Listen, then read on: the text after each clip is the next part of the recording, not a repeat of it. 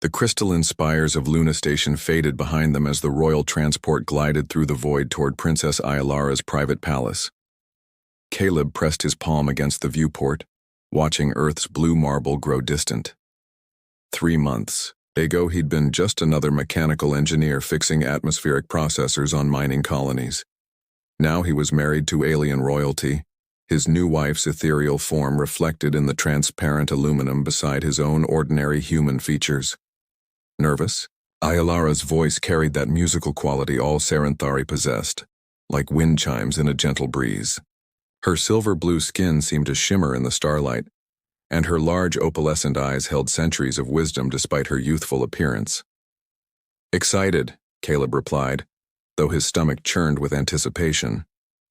The wedding had been a spectacle, beyond imagination, thousands of dignitaries from across the galaxy, ceremonies broadcast to billions of viewers, rituals he'd barely understood. But now, finally, they were alone. The palace materialized before them like something from a dream. Carved from a single asteroid and polished to mirror brightness, it rotated slowly in space, its gardens visible through transparent domes. Bioluminescent flowers created patterns of light that pulsed like a heartbeat across its surface. "It's beautiful," Caleb breathed. "It will be our sanctuary," Ayalara said, her 3-fingered hand finding his. Away from the politics, the expectations, the watching eyes. The docking process was seamless, their transport settling into a berth that sealed around them with barely a whisper. As they stepped into the palace proper, Caleb marveled at the impossible architecture. Corridors that curved upward into infinity, rooms where gravity seemed optional, and everywhere the soft glow of living light that responded to their presence.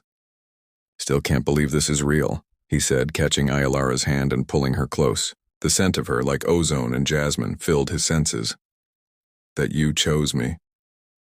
Her expression grew tender, one hand tracing the line of his jaw. "You saw me, Caleb. Not the princess, not the alien curiosity, but me." She leaned into his touch as he cupped her face. "When you defended my research to the Earth Council, when you stood up to my father's advisors." He silenced her with a kiss. 3 months of careful courtship and formal protocol finally giving way to genuine desire. Her lips were softer than human lips, her body more delicate in his arms, but the passion that flared between them was universal. She responded with surprising intensity, her usually composed demeanor melting away. "Show me to our chambers," he whispered against her neck. Something shifted in her expression, a flicker of shadow across her luminous features. She stepped back, her posture straightening into something more formal, more alien. "Caleb," she said, her voice taking on a ceremonial quality. "There is something you must understand about Saranthari customs." A chill ran down his spine. "What kind of customs?" She moved to the nearest wall and pressed her palm against it. Throughout the palace, he heard the whisper of seals engaging, locks cycling, barriers activating. They were alone, but more than that, they were isolated. "Among my people," Ayalara began, her eyes never leaving his face. "Physical intimacy cannot occur without mental unity.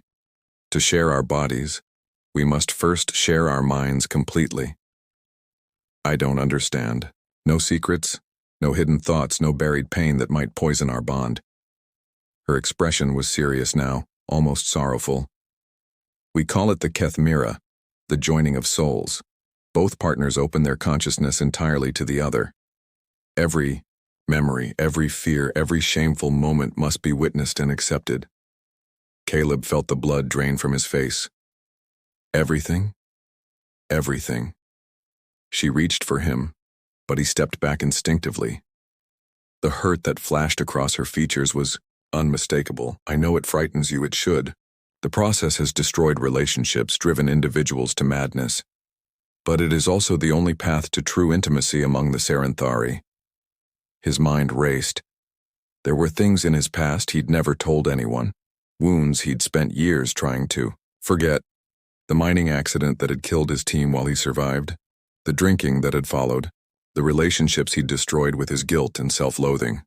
What if... He swallowed hard. What if what you see changes how you feel about me? Ayalara's smile was sad and knowing. Then we were never meant to be bonded. But Caleb... She stepped closer, her hand hovering near his chest. I have secrets too. Darkness that my own people fear. If we are to be truly mated, you will see it all. The weight of her words settled over him like a shroud. This wasn't just about physical intimacy. It was about becoming something new together, or being destroyed in the attempt. How does it work? He asked quietly. We enter a shared consciousness, a mental plane where thoughts become reality. Time moves differently there. Hours in the mindscape might be minutes in the physical world, or the reverse. We cannot lie, cannot hide, cannot pretend. Her opalescent eyes seem to glow brighter, and we cannot leave until both souls are laid, bare and accepted. Caleb looked around the palace, their golden cage beautiful and inescapable. Outside the viewports, stars wheeled in their ancient dance, indifferent to the drama playing out in this tiny bubble of life and light. And if I refuse, then our marriage remains political alliance, nothing more. We share a bed, but never truly touch. We bear the title of mates but remain strangers. Her voice broke slightly. I would understand, Caleb. The choice is yours. He studied her face, seeing for the first time the vulnerability beneath her royal composure. She was as terrified as he was, maybe more so. Whatever darkness she carried, it was significant enough to make an alien princess tremble.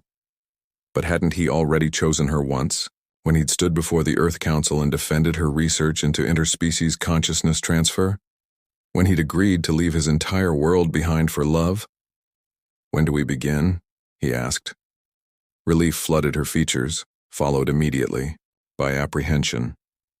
Now, if you're ready, the longer we wait, the harder it becomes. Caleb took a deep breath, looking out at the stars one more time as a man with secrets. When next he saw them, he would be something else entirely, bonded to an alien princess in ways he couldn't yet comprehend, or broken by truths too heavy to bear. I'm ready, he lied, and followed her deeper into the palace. Ayalara led him through corridors that seemed to pulse with anticipation, the bioluminescent walls responding to their heightened emotions with deeper, more urgent hues. They arrived at a circular chamber unlike anything Caleb had seen.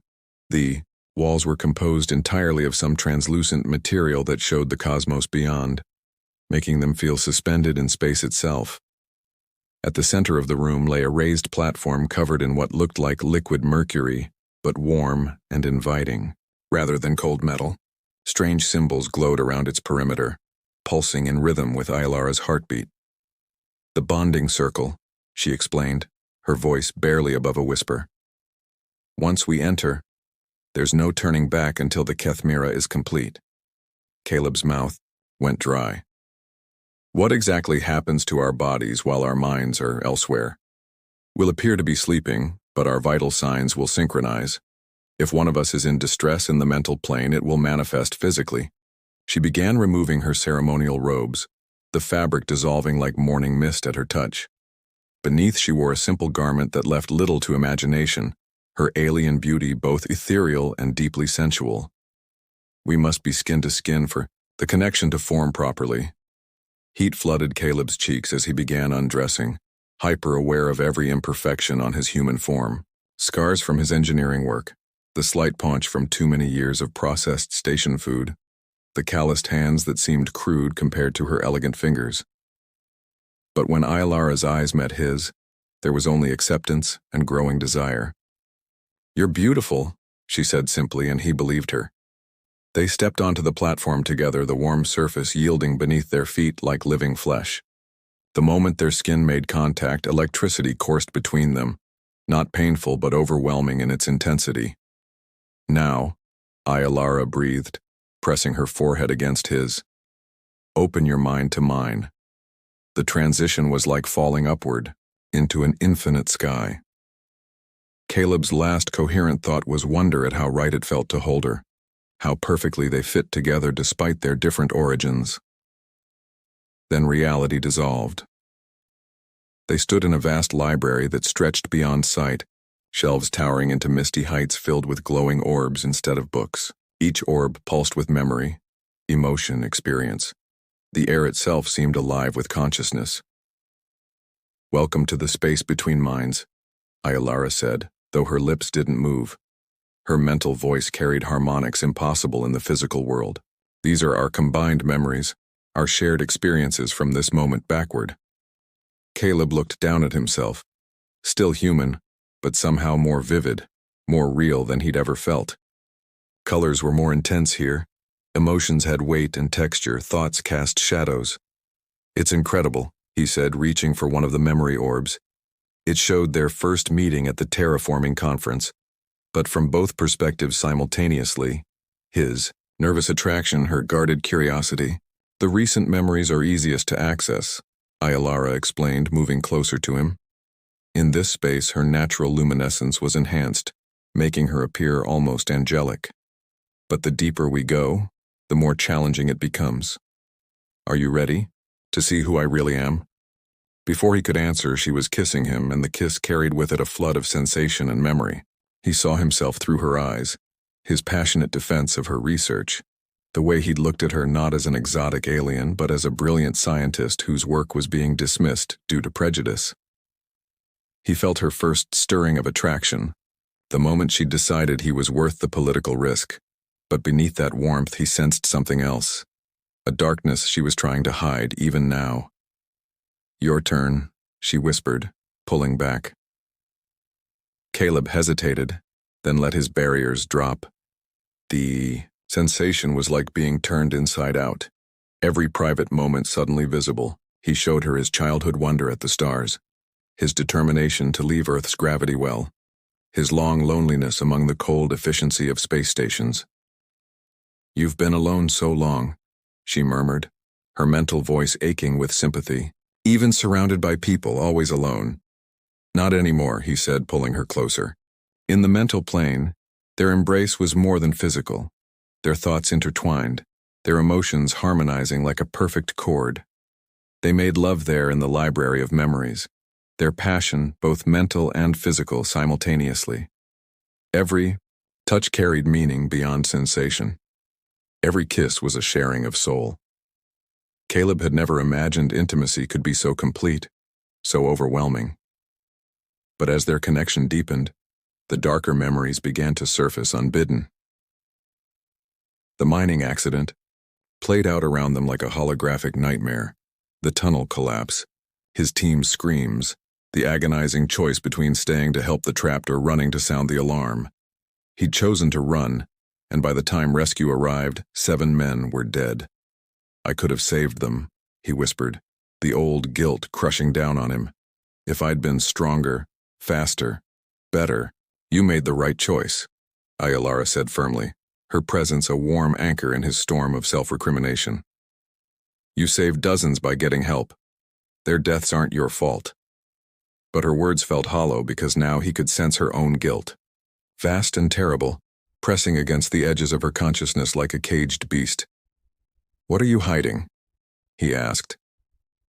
Her mental form flickered, becoming translucent. "Not yet. Please, not yet." A sound echoed through the library, something between a roar and a scream coming from the deepest, darkest sections of the memory shelves. Books began falling, orbs shattering, releasing fragmented memories that swirled around them like debris in a storm. "Aylara, what is that?" "My shame," she whispered, her form growing more solid as she made a decision. "The reason I can never return to my homeworld. The reason my father's advisors wanted me to marry off-world, away from our people." The sound came again, closer now, and with it came flashes of memory, a Saranthari city in flames, screams in that musical language, bodies lying broken in crystal streets. "I killed them," Aylara said, her mental voice breaking. "My own people. I killed them all." The library around them began to crumble as Ayalara's confession unleashed the memories she'd fought so hard to contain. Shelves toppled, spilling glowing orbs that burst like soap bubbles, releasing fragments of pain and horror into the mental, Atmosphere. Caleb reached for her, but she was retreating deeper into herself, her luminous form growing dim and fractured. "Show me," he said, his mental voice cutting through the chaos. "All of it." "You don't understand," she whispered. "Once you see, you'll never look at me the same way. The political marriage will be all we have left. I'm not going anywhere." He projected all his certainty, all his love toward her. "Show me what happened." The library dissolved around them, replaced by a Saranthari city of impossible beauty. Crystal spires reached toward twin suns, their surfaces refracting light into rainbow patterns that danced across pale blue streets. The air hummed with telepathic conversation, a gentle background chorus of interconnected minds.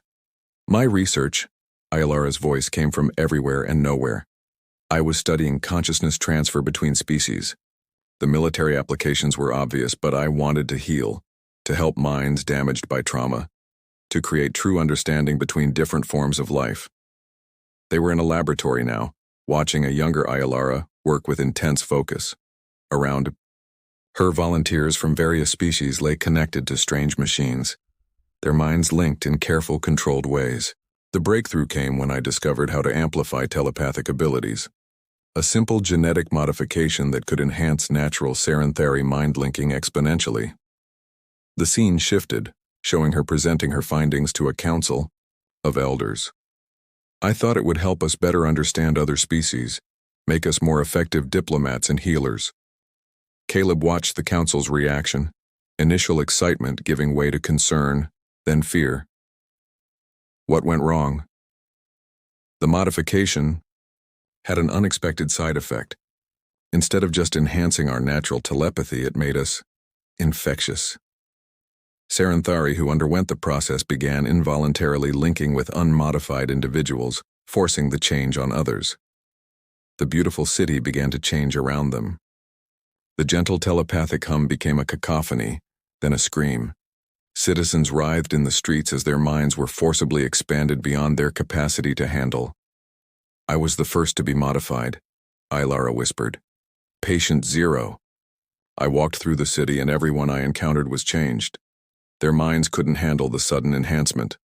They went mad, or burned out entirely, or worse. They became mindless repeaters, amplifying the signal until the entire population was affected." Caleb watched in horror as the city died around them. Not from violence or disaster, but from madness. Saranthari attacking their own families, others simply sitting down and never getting up again, their minds lost in the infinite vastness they'd been forced to perceive.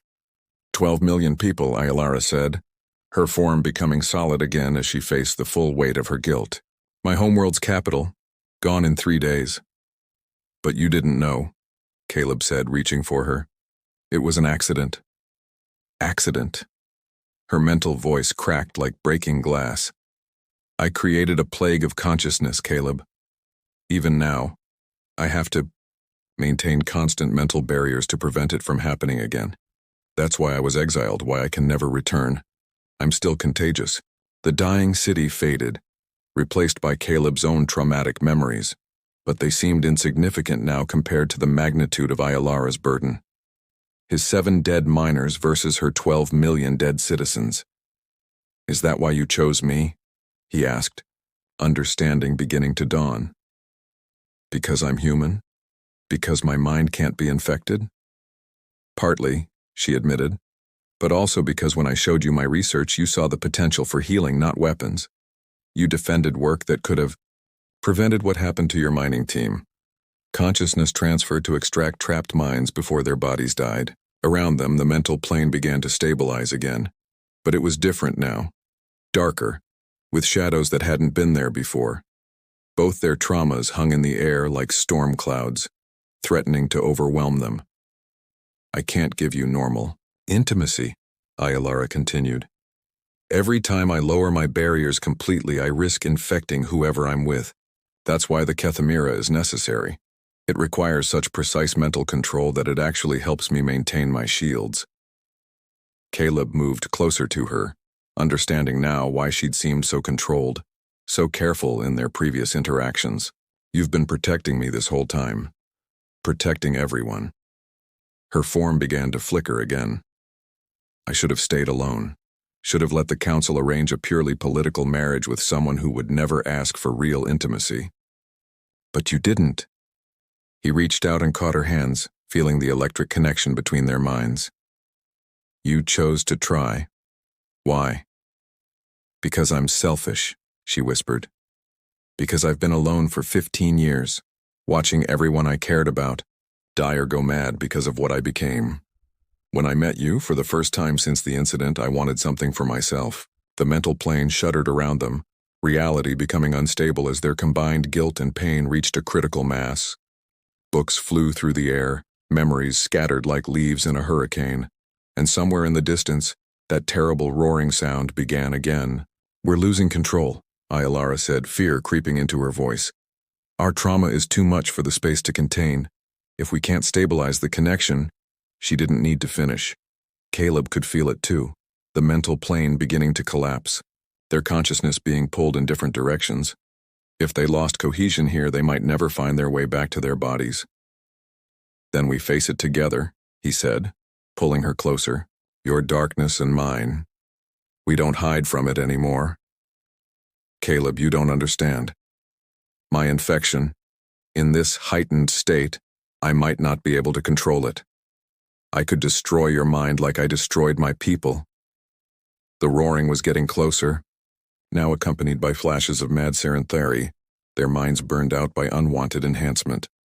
But Caleb didn't let go. Then that's a risk I'm willing to take, he said, because I love you.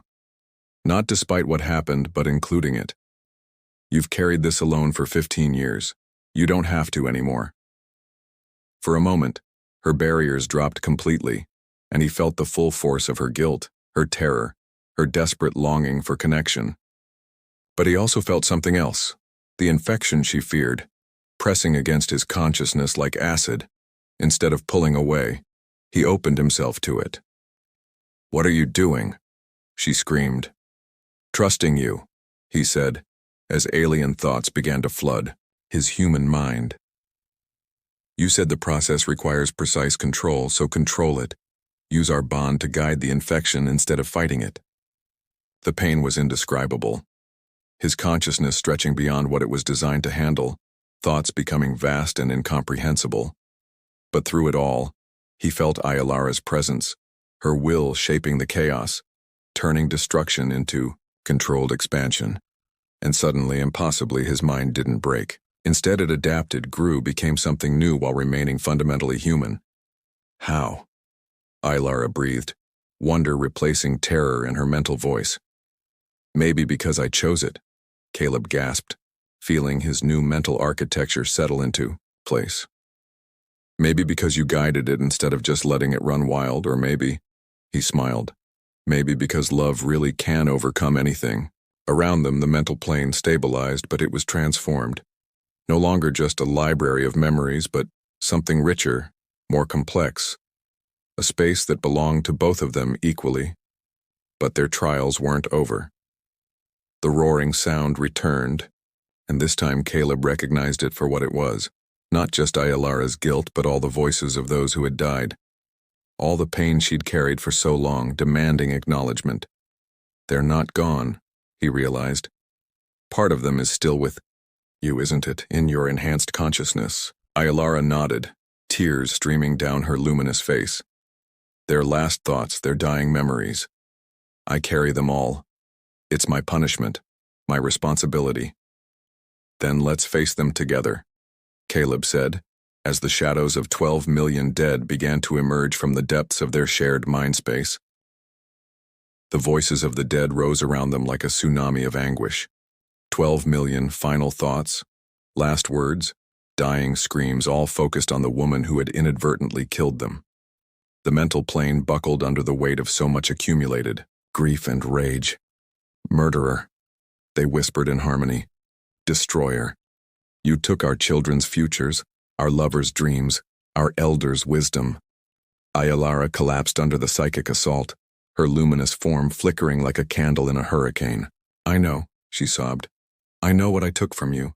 I carry every one of your deaths. But Caleb moved between her and the advancing shades of the dead, his newly enhanced consciousness allowing him to perceive them clearly, not monsters, but the echo of people who had died confused and afraid. "She carries your memories," he said, to them his voice somehow cutting through their collective wail. "She remembers your lives, your loves, your dreams. She's kept you alive in the only way she could." "That's not enough." The response came from thousands of voices. "We want our bodies back, our futures, our children's laughter." "And she wants to give them to you," Caleb replied, understanding flooding through him. "That's why she developed the consciousness transfer technology in the first place, to preserve minds when bodies fail, to give people second chances." He turned to Ayalara, who was still cowering under the weight of their accusation. "You've been punishing yourself for 15 years, but you never stopped trying to fix what went wrong, did you? The diplomatic marriages, the consciousness research, the political alliances, you've been working toward a solution." "There is no solution," she whispered. "They're dead because of me." "No," Caleb said firmly, his enhanced mind suddenly seeing connections she'd been too guilt-ridden to perceive. "They're dead because the technology wasn't ready. But what if it is now? What if your exile, your research, everything that's happened, what if it was all leading to this moment?" The voices of the dead grew quieter, listening. "Show me the current state of your research," Caleb demanded. "Not just what went wrong, but what you've learned since." Reluctantly, Ayalara opened that section of her memory. 15 years of painstaking. Work flowed around them, partnerships with species across the galaxy, breakthroughs in consciousness architecture, methods for safely transferring minds between biological and artificial substrates. "You've solved it," Caleb breathed, seeing the elegant solution she'd been too close to recognize. "The consciousness preservation matrix you developed for the diplomatic corps, it could house them. All of them. Artificial bodies can't replace what they lost," Ayalara protested. "Can't they?" One voice separated from the chorus, an elderly Serenthari woman with kind eyes. "Child, I've been watching through your memories for 15 years.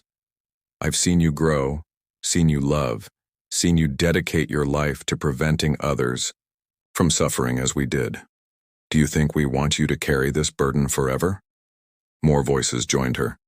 "We forgive you. You were trying to help. Use what you've learned to help others." But some remained angry, their pain too deep for forgiveness. They pressed closer, their presence like ice against Caleb's enhanced consciousness. "Pretty words," their leader snarled, a young Serenthari, male whose life had been cut short. "But she still destroyed us. And now she's infected you too, human. How long before you go mad like the rest?" The accusation hit home because it contained a grain of truth. Caleb could feel the enhancement changing him, his thoughts becoming more complex, his perception of reality shifting in ways that would have terrified him before. "Maybe I will go mad," he admitted. "But if I do, it'll be by choice, knowing the risks. And if I don't, if I can help her find a way to give you all new life, wouldn't that be worth the risk?" "You can't bring back the dead," the angry spirit spat. "No," Caleb agreed. "But we can give them new chances to live. New bodies, new experiences, new opportunities to love and grow and explore. Isn't that what consciousness is really about? The chance to experience existence?" Around them, the mental plane began to shift again. The library of memories transformed into something resembling a vast city, not the crystal spires of the Serenthari homeworld, but something new, a place where biological and artificial minds could coexist. "Is this what you want?" Ayalara asked, the spirits, her voice strengthening as she began to see the possibility Caleb had shown her. "A chance to live again, even if it's different from before?" The elderly woman smiled. "Child, I've experienced death. Any form of life is preferable." One by one, the gentler spirits began to express their agreement, but the angry ones pressed closer, their leader's form becoming more solid and threatening. "You're deluding yourselves," he snarled. "This is just another of her experiments, another way for her to play with forces she doesn't understand. How many more will die when this fails too?" The mental plane shuddered under the force of his rage, and Caleb suddenly understood. This wasn't just the echo of a dead Serenthari. This was Ayalara's own self-doubt given form, her fear that she would repeat her mistakes. "You're not real," he said to the angry spirit. "You're her guilt, her fear of failing again." "I'm as real as any of them," the spirit replied.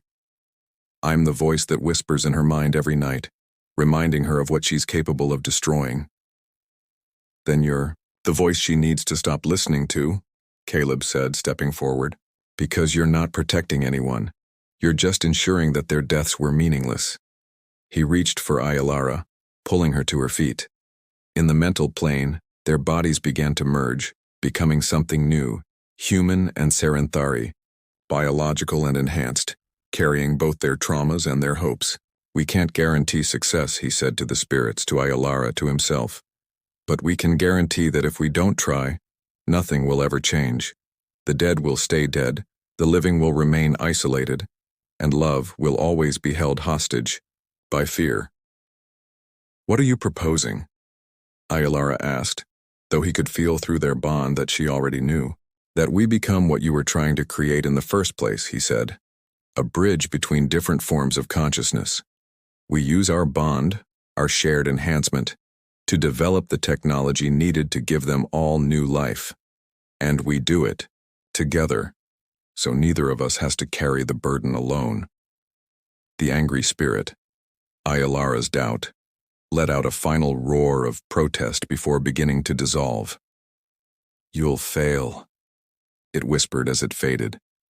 "And when you do, the guilt will destroy you, both." "Maybe," Ayalara said, her voice steady now, "but at least we'll fail together. And if we succeed," Caleb finished, "love wins, connection wins, life wins." Around them, the spirits of the dead began to fade, not into nothingness, but into potential.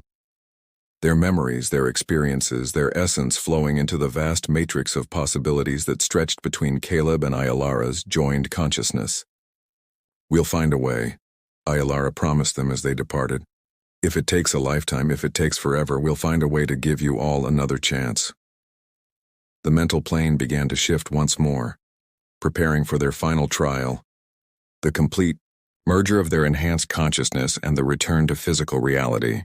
But first they needed to seal their bond in the most intimate way possible, joining not just their minds but their souls in an act of love that would strengthen them for the challenges ahead. "Are you ready?" Aylara asked, her form becoming more solid and beautiful than ever. "I've been ready since the moment I first saw you," Caleb replied, and pulled her into an embrace that would transform them both forever. In the transformed mindscape, they came together with an intimacy that transcended physical boundaries.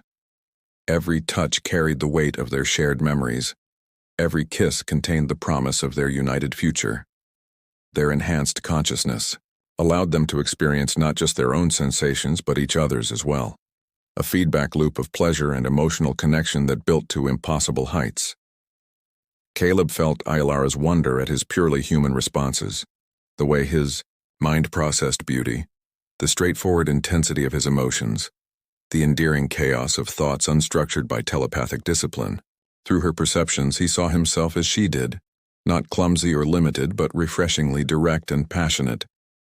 Ayalara, in turn, experienced through Caleb's consciousness the elegant complexity of her Serenthari nature, the way her thoughts moved in harmonic patterns, the synesthetic blur of emotion and color that accompanied her every feeling, the deep well of empathy that had driven her to help other species even at such terrible cost.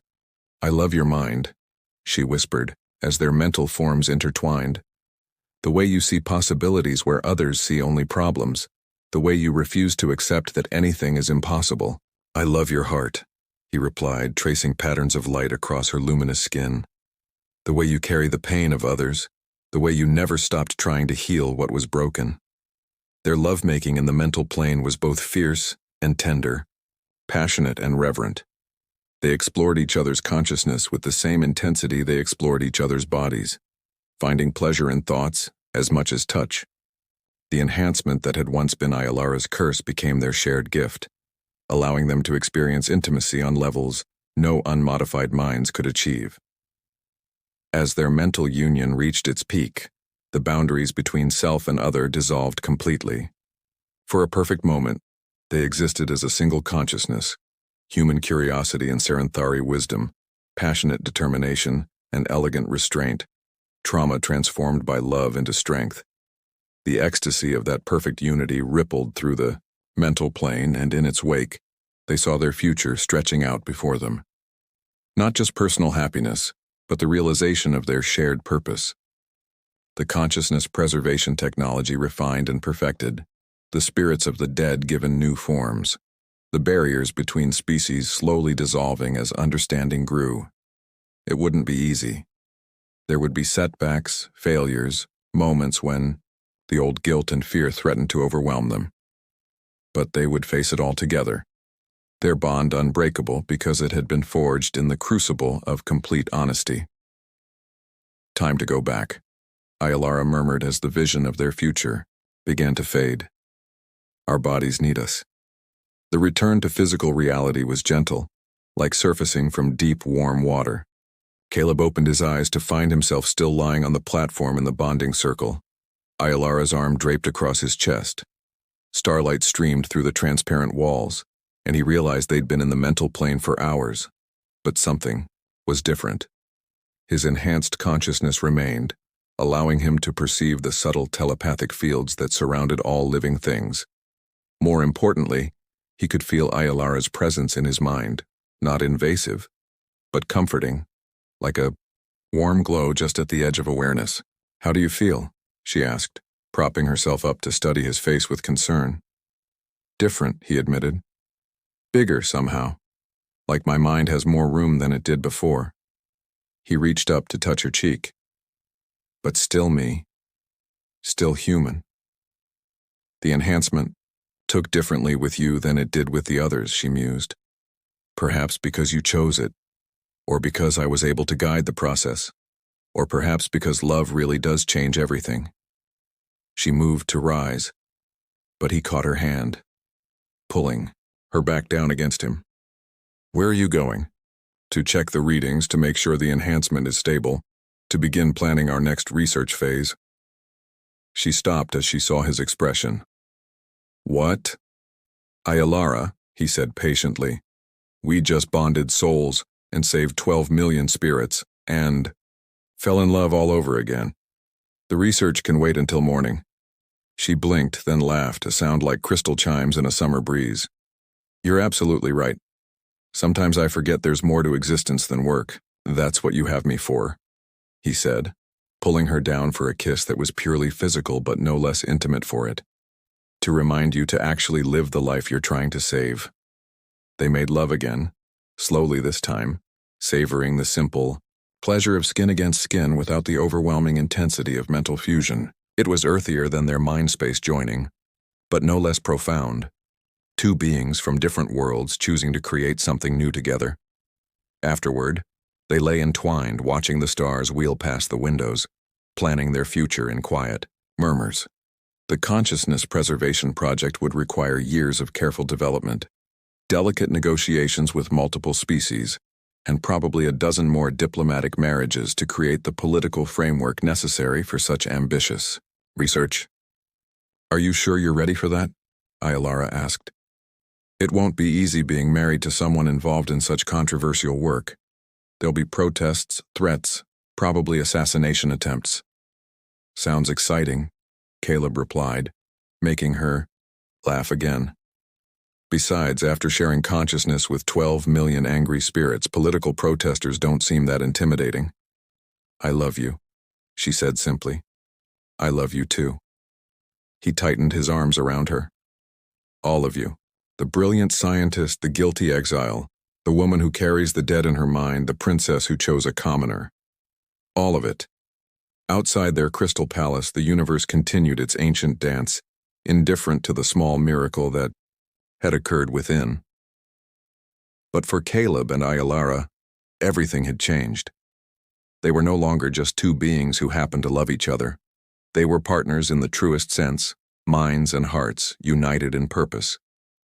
The Kethmira was complete. Their souls had been joined, tested, and forged into something stronger than either could have achieved alone. Whatever challenges lay ahead, they would face them together, human and Serenthari, enhanced consciousness bridging the gap between species, love triumphing over fear. As sleep finally claimed them, Caleb's last thought was of gratitude. He'd come to this palace expecting a simple wedding night.